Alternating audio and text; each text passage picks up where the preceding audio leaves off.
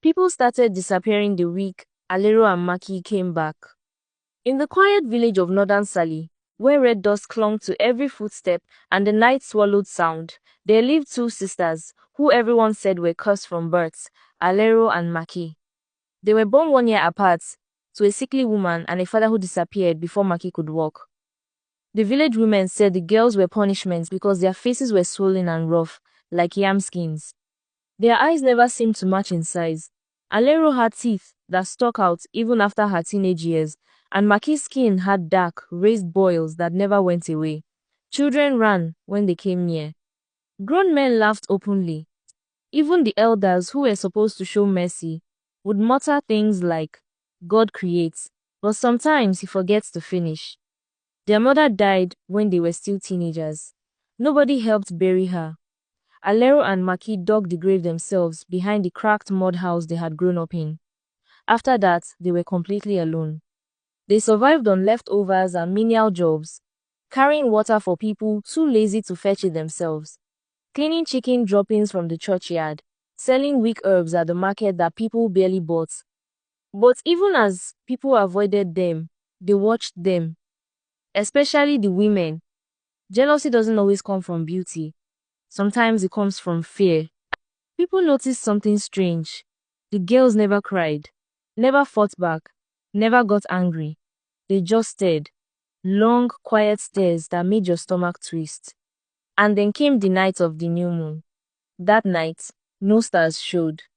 Even the insects were quiet. No dogs barked. It was like the air itself held its breath. A young boy named Toby, who lived across the road, couldn't sleep, so he went outside to relieve himself, and as he stepped behind a banana tree, he saw the sisters leaving their compound. They were barefoot, no lantern or torchlight, just walking into the bush. But the bush they entered wasn't ordinary. It was the old bush, the one elders warned about, the one where people said witches danced and voices whispered from the ground.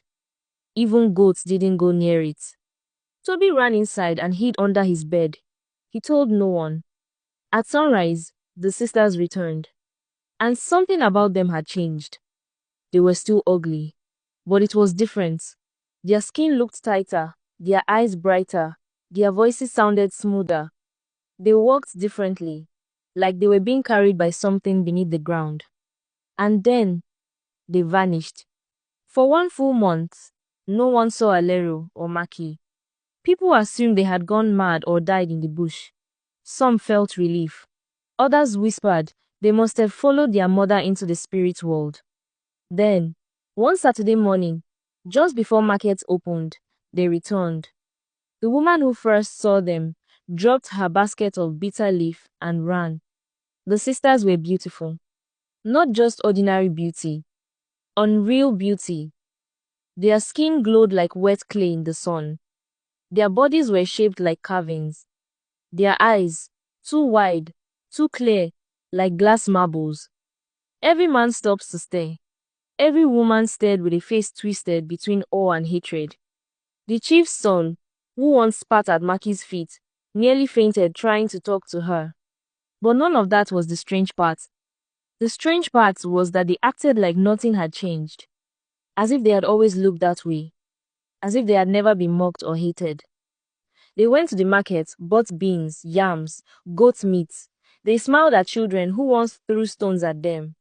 Nobody asked questions, not even the priest. Because that same night, when the sisters walked past the shrine near the edge of the bush, the carved idol sitting on the shrine's bench, an idol that hadn't moved in over 40 years, turned its head to watch them pass. And in the morning, a girl from the village was found, lying stiff behind her father's barn, her eyes rolled back and mouth full of dirt. Nobody dared say it out loud. But everybody knew. And that was only the beginning.